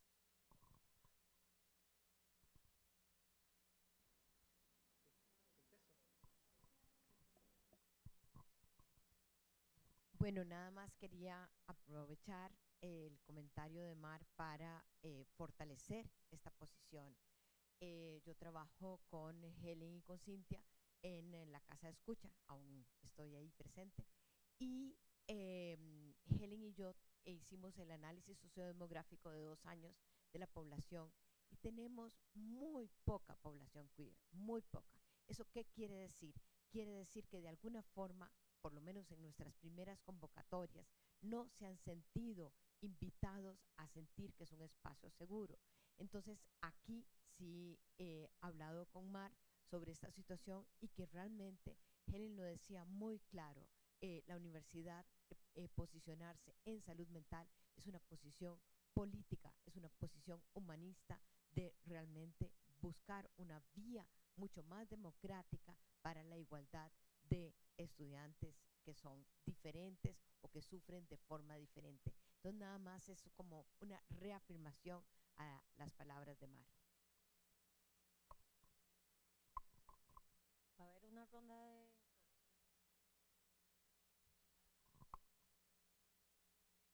Bueno, principalmente mi comentario iba dirigido a pensar en los sustratos institucionales, principalmente porque hay muchos proyectos, o sea, uno escucha, hay como muchos proyectos de investigación institucional, y hablo de las instituciones en general, no solo de la institución en salud, también la institución educativa, universitaria, etcétera, y también pensar en esas redes institucionales, esas dinámicas institucionales que a veces no permiten la instauración, por ejemplo, de dispositivos o formas distintas de atender o de escuchar también hacia la diversidad, no solo a la diversidad de género, sino también a otras diversidades de pensar, de vivir y de desear. Entonces, me llamó mucho la atención la presentación de Ernesto en el tema de este tema que vos pones a pensar en relación a estas tensiones institucionales, por ejemplo, el tema de la ley y la justicia, por ejemplo, por poner un ejemplo que pusiste, y me pensé directamente con todo lo que pasó en estas personas familiares que salieron afectadas, de personas que murieron, personas que se sobreirradiaron, y cómo vivieron esos duelos. Hay una autora, inmediatamente pensé en ella, en Sayak Valencia, no sé si la has leído. Ella tiene un texto y un libro que se llama Transfeminismos y Políticas Postmortem, y habla un poco del tema de cómo las comunidades logran gestionar los duelos y las autorrepresentaciones para poder caminar y rescatar la memoria de esas personas que se perdieron. Entonces como que me resonó mucho todo lo que pasó después, ¿verdad?, en relación a las personas y diversas instituciones, como fue el lugar de la Defensoría, en tratar de ver cómo sobrellevar estos duelos, ¿no?, y buscar algo de justicia ahí. Entonces sí, es como también pensar en los sustratos institucionales, porque muchas veces queremos hacer y buscar cómo poder escuchar y atender desde diferentes posiciones éticas, pero muchas veces nos olvidamos a dónde estamos parados en el contexto social actual político en el que estamos. O sea, estamos con fuertes ataques, digamos, políticos hacia, ¿verdad?, más que todo hacia posiciones donde, ¿verdad?, o sea, se rescatan luchas históricas. Entonces estamos como en un periodo donde estamos retrocediendo. Institucionalmente eso trae movimientos. Entonces como que yo creo que también hay que releer ese sustrato en el que estamos y queremos proyectarnos a futuro en caminar hacia a donde pretendemos caminar, pues. Gracias. Vamos a dar la palabra a esta primera ronda y continuamos. ¿Puedo responder un poco? Bueno, podría responder a una pregunta puntual, que es el tema de la población LGQTB, ¿no? Bueno, en estos datos de aquí no aparecía, bueno, son funcionarios y funcionarias, y curiosamente, aunque se hizo una categoría de la pregunta, pues poca gente respondió, creo que como 3 personas dejaron en blanco la pregunta y una respondió otro que era, ¿cómo era? A género, y otra que era un ser vivo, entonces preferimos, por eso es que no aparecía, solo apareció hombre y mujer. Con la anterior encuesta que se hizo, parte de la OS, ahí sí aparecía, digamos, el dato, porque eran alrededor de 12.000 estudiantes que contestaron eso, y sí, en efecto, dentro de los hallazgos más importantes, que de hecho ahí la tengo y ahí la traje, pero estaba en otra exposición hoy, ¿no? Sí, no era el tema de burnout, sino que era el tema de salud mental en general, con varias dimensiones, dimensiones como el tipo violencia, habilidades para la vida, ambiente académico, estilos de vida, emociones, etcétera, etcétera. La población que tenía los niveles más bajos de estos indicadores de salud mental era la población a la cual te referís, y eso es muy, muy patente, digamos, en casi que en todos los aspectos que uno analice, llámese consumo de sustancias. Entonces, es importante, digamos, dentro de este tema brindar especial atención a eso. De hecho, por aquí tenía una conclusión: entre los grupos de personas que presentan los niveles más bajos de salud mental, se debe prestar especial atención a la dimensión de violencia, en efecto, e inseguridad manifiesta y percibida, y así como también el manejo de emociones y habilidades para la vida. O sea, más o menos, si eso es lo que vos decís, se representa mucho en los datos. Creo que eso era ahí. Con respecto de las dinámicas institucionales, tal vez para redondear un poco, nada más reflexionar, cuando se habla de dinámicas institucionales, claro, la UCR está inserta dentro de una sociedad, ¿no?, mayor, y es como un país en pequeño, o sea, con todos sus poderes, etcétera, procedimientos. Entonces, siempre que pienso en estos temas, siempre uno piensa, como decía aquel filósofo Byung-Chul, que a algunos les gusta, a otros no, es la sociedad del cansancio, propiciada por una sociedad que lo que pone ante las personas son estos principios de rentabilidad, eficacia, etcétera, etcétera, muchas otras cosas. Entonces, eso es lo que está mucho detrás, ¿no?, no solo de todos los cambios que tenemos en la U, sino de cómo se encarnan estos malestares en el propio cuerpo y en las personas. No sé aquí. Gracias por la pregunta. En el caso de mi investigación, podría responder que sí y no. Hay referencia a variables de identidad de género vinculadas con la población queer. En el sondeo a las escuelas no salió, ¿verdad? Entonces, yo creo que esto evidencia que este sondeo lo respondieron personal administrativo y algunas personas docentes, ¿verdad?, que son como clave en cada escuela, y acá no surgió como tal, solamente un par de respuestas que hacían referencia a crisis detonadas por problemas de identidad, y no hay como mayor información al respecto. Sin embargo, en las mesas de trabajo, ¿verdad?, donde participaron personas funcionarias que atienden directamente a personas estudiantes, el tema surgió no muy profundamente, pero surgió.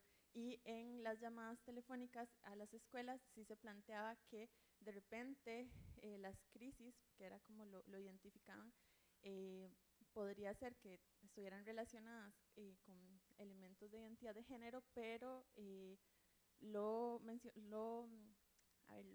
lo mencionaban a personal docente con quien tenían confianza. Entonces, de repente no hay como un registro como tal de esto. Sí puedo mencionar que en las carreras del área de la salud parece que hay algo problemático, ¿verdad?, al respecto. Y esto no es de esta investigación, pero en mi investigación de maestría sí surgió algunas personas participantes que son también estudiantes de la U y son personas queer, plantean que lo mismo que decías, que la U es el único espacio seguro que muchas veces tienen, pero que esto lo tramitan entre pares, ¿verdad?, que no han encontrado aún como espacios seguros dentro de la formalidad o la institucionalidad, no sé cómo plantearlo, que coincide con lo que decía Laura.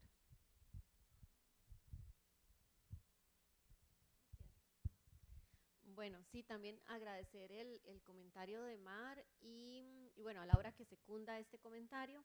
Justo hace un par de semanas, en estas sesiones de trabajo que tenemos Laura y yo junto con los asistentes para hacer toda esta sistematización de datos, nos estábamos dando cuenta de que sí, que justamente no teníamos población particularmente trans, ¿verdad? Sí hay algunos chiquis que participan que se definen como no binarias, ¿verdad?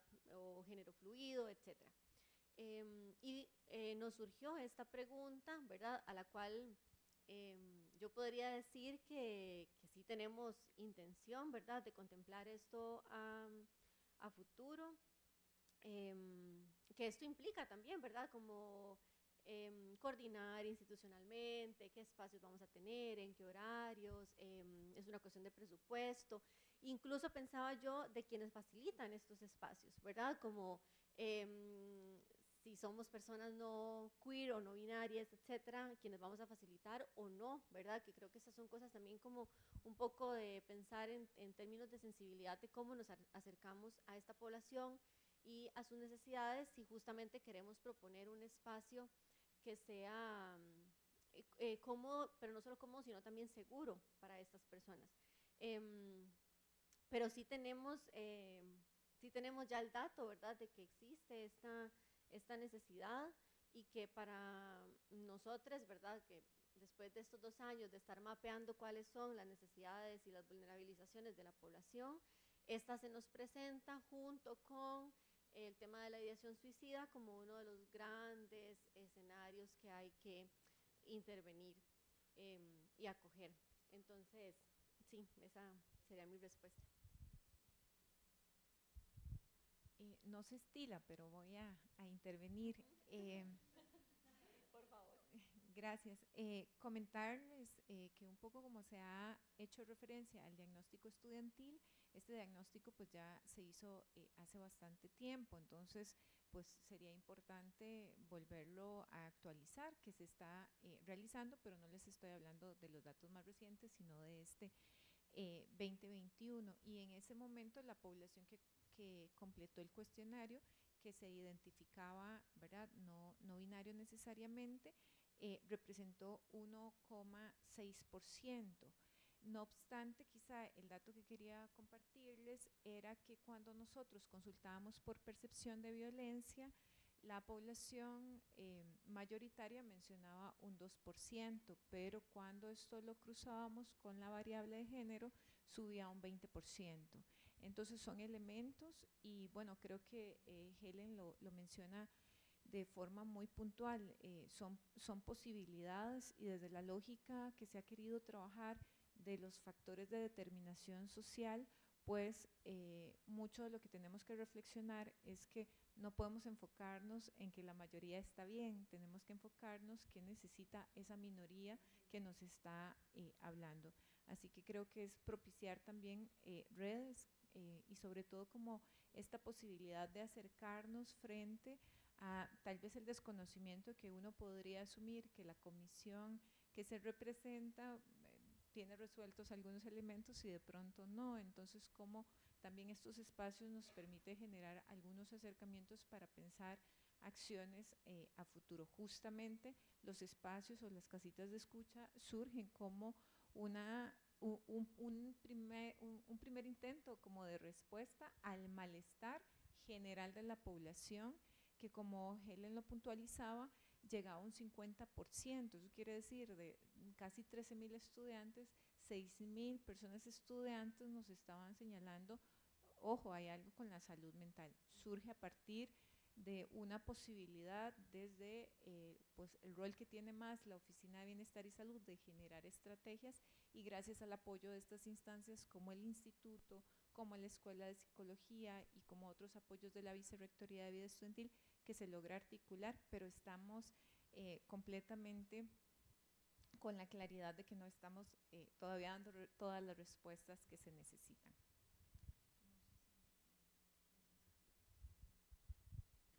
Bueno, yo en realidad muy rápido, gracias al comentario de Melissa, totalmente de acuerdo. En realidad hay dos cosas que quiero agregar que me parece que que son importantes, digamos, lo que ha sido investigar sobre la tragedia, ¿verdad? Y dónde posicionar el hecho de que en realidad uno realmente cree en la necesidad y la importancia de la caja, ¿verdad? O sea, uno cree en la importancia de la caja, pero al mismo tiempo hablar sobre la tragedia inevitablemente lleva a hablar o a hacer una crítica fuerte, ¿verdad?, acerca de la forma en que la caja se comportó en ese evento, ¿verdad? Sin embargo, yo creo firmemente en la necesidad de defender a la caja a pesar de todo esto, y uno lo que cree también es, o tal vez la reflexión que hace el trabajo, ¿verdad?, sobre, digamos, que es un libro que ya tiene un borrador. Creo que la reflexión más allá de eso tiene que ver con la forma en que eventualmente se van organizando las instituciones y cómo esa organización muchas veces lleva a la deshumanización. La misma gente de la Defensoría, ¿verdad?, dicen, vean, eso fue posible en aquel entonces. Hoy en día la Defensoría jamás actuaría de la forma que actuó en el 96, ¿verdad? Y hay gente que todavía está en la Defensoría y saben que el espacio ya no es un espacio que precisamente sea tan sensible como para acercarse de la forma en que se acercó en su momento a lo que estaban viviendo las personas sobreirradiadas.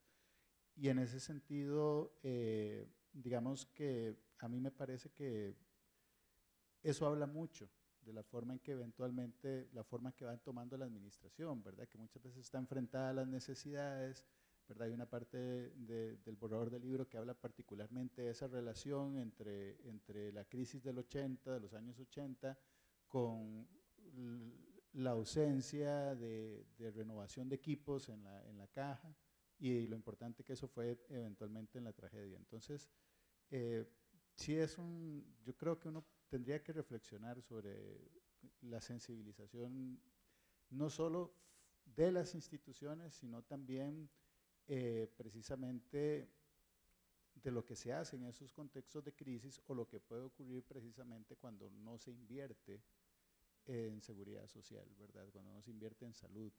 O sea, todas las posibles otras tragedias que pueden surgir de eso. Entonces, eso sería básicamente.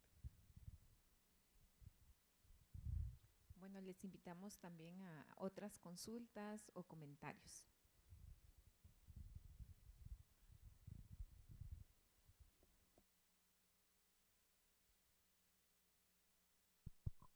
Gracias. Bueno, yo lamentablemente llegué tarde, estaba en la otra mesa, había muchas ponencias interesantes y no me puedo decidir. Entonces no sé, ¿verdad?, si se habló un poco como de lo que voy a comentar. Yo quería traer una dimensión que realmente me ha costado mucho encontrar en la universidad. Lo he hablado con algunos profes e incluso yo como estudiante me gustaría en algún momento hacer investigaciones al respecto, pero creo que en lo que vamos pues no hay mucho, y es el tema del uso de sustancias psicoactivas en la población estudiantil. Creo que de las mesas que vi, esta me parecía la más adecuada para traerlo a colación, porque es un tema que trastoca muchísimo el tema de la salud mental. La salud mental puede llevar tanto al consumo, así como el consumo puede llevar a problemas de salud mental. Y creo que la manera en la que se ha abordado esta problemática en la universidad ha sido realmente deficiente, y creo que se ha pegado mucho a la dinámica gubernamental del prohibicionismo.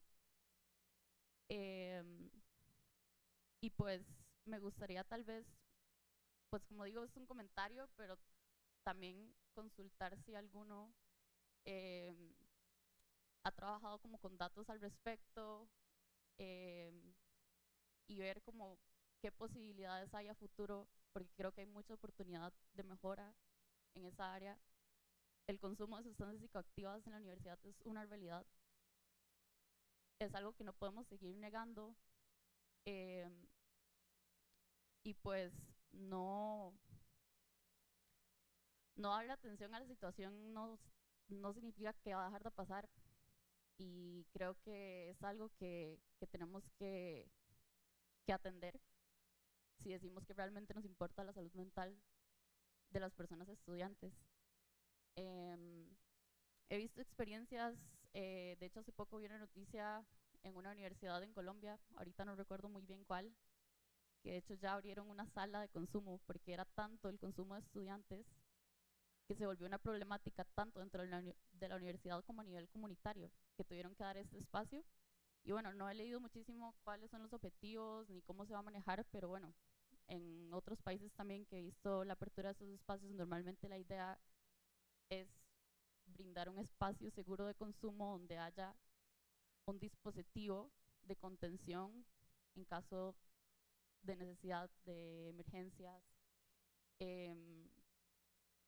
Y entonces sí, bueno, más que todo era como traer esa colación y eso, preguntarles si alguno ha trabajado con datos al respecto en la universidad, porque creo que es un tema realmente importante y necesario de hablar cuando hablamos de salud mental en estudiantes.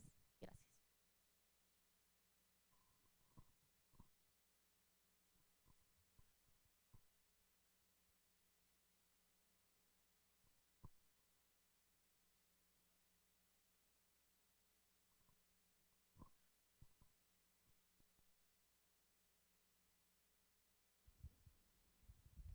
Okay. Gracias por la pregunta. Sí, bueno, justamente en el proyecto que trabajamos nosotras, bueno, Laura y yo, en conjunto con Cintia, desde la Oficina de Bienestar y Salud, una de las grandes elementos que nos hemos encontrado a propósito del tema que usted trae hoy es que frente al sufrimiento, el uso o abuso de sustancias suele ser una vía para tramitar este sufrimiento, ¿verdad? Es definitivamente una problemática, como usted lo dice. Recuerdo chiquis que decían como, yo de pronto tomo para ir a clases, porque es la forma en la que soporto ir a la clase, ¿verdad? Por poner uno de estos ejemplos. Entonces, quizás al menos desde nuestra posición, ¿verdad? Y desde el proyecto del cual nosotros les comentábamos, tiene que ver un poco con presentar otras posibilidades del qué hacer con este sufrimiento, ¿verdad? Las personas no consumen sustancias solo porque sí, ¿verdad? O no consumimos sustancias solo porque se siente placentero un ratito. Detrás del consumo hay toda una necesidad de analizar y de trabajar esa relación que tenemos con el consumo, que tenemos con la sustancia, si es una sustancia en particular, etcétera. Y esto implica, al menos desde la universidad, yo creo, como hacernos preguntas tanto a nivel subjetivo, ¿verdad? Como al menos en el espacio de nosotros hay como una puesta en común de ambas cosas, ¿verdad? Está la posibilidad de poner en juego lo subjetivo, lo que me pasa a mí como persona individual, y también algo del común o de lo compartido. Y creo que implica hacerse esa pregunta en las dos vías. Al menos desde nuestra experiencia, esa sería la respuesta que yo podría darle. Pero bueno, como psicóloga yo me atrevería a decir, ¿verdad?, que quizás esto es un fenómeno, digamos, con cierta generalización, de que frente a no haber posibilidades del qué hacer con el sufrimiento, encontramos estas vías, ¿verdad?, que suelen ser un poco más accesibles y que de alguna forma sustituyen eso que no están encontrando. Por ejemplo, el vínculo social, de pronto se reúnen a consumir, ¿verdad? Y eso implica cierta noción de grupo, ¿verdad? O cierto reconocimiento como un grupo.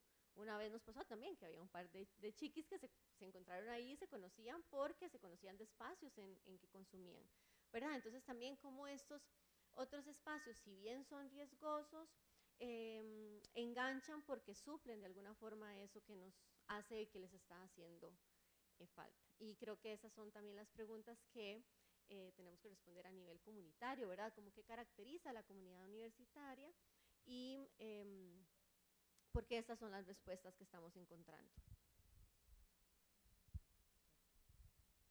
Sí, bueno, con respecto a los datos, estoy recuperando algunos de cuando se hizo la encuesta de estudiantes.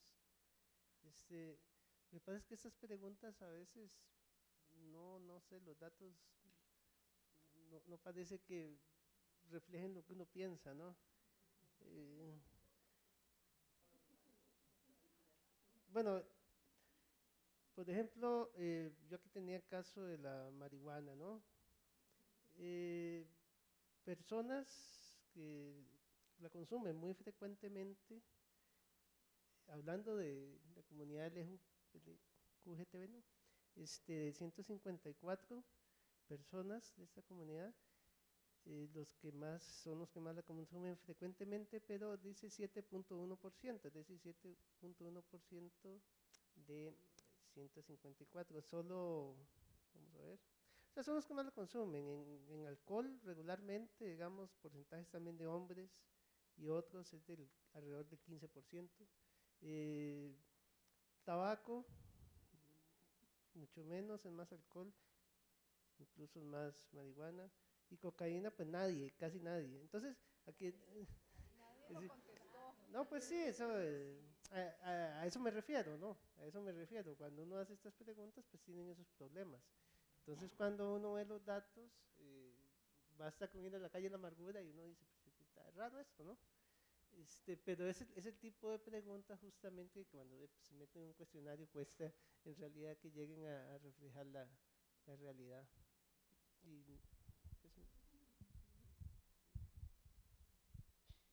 Gracias por la pregunta, yo creo que es un tema muy importante. En mi caso, en el sondeo realizado a las escuelas, ¿verdad?, que conforman la U, surgió el tema del consumo de sustancias en dos vías. Primero, como una necesidad en salud mental, es decir, se ha expresado que el estudiantado requiere acompañamiento por situaciones de consumo de sustancias, tanto lícitas como ilícitas, y también surgió como una emergencia en salud mental. Entonces, que han sucedido cosas, ¿verdad?, dentro del campus universitario y se ha encontrado que tiene que ver con el consumo. Y en este caso particularmente de las emergencias, se ha mencionado el consumo de drogas lícitas e ilícitas, pero también un consumo que las escuelas denominaron como problemático de medicamentos sin prescripción médica.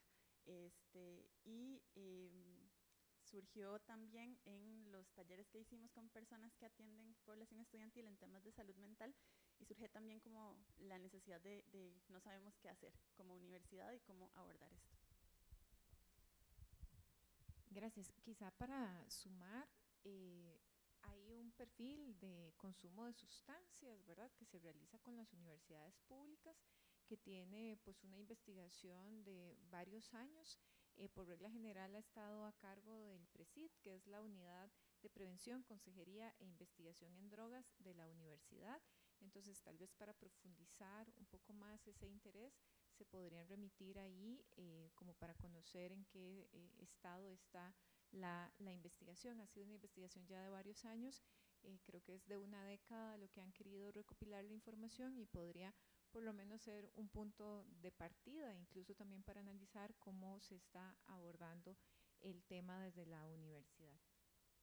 Para concluir, les agradecemos su participación en esta mesa.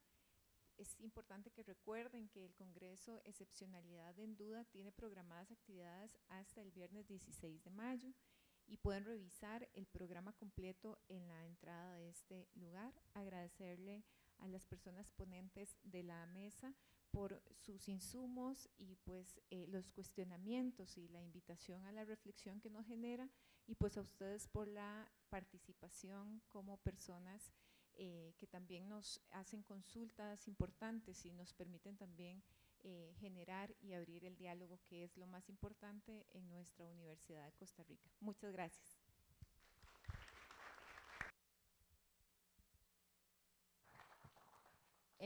Si gustan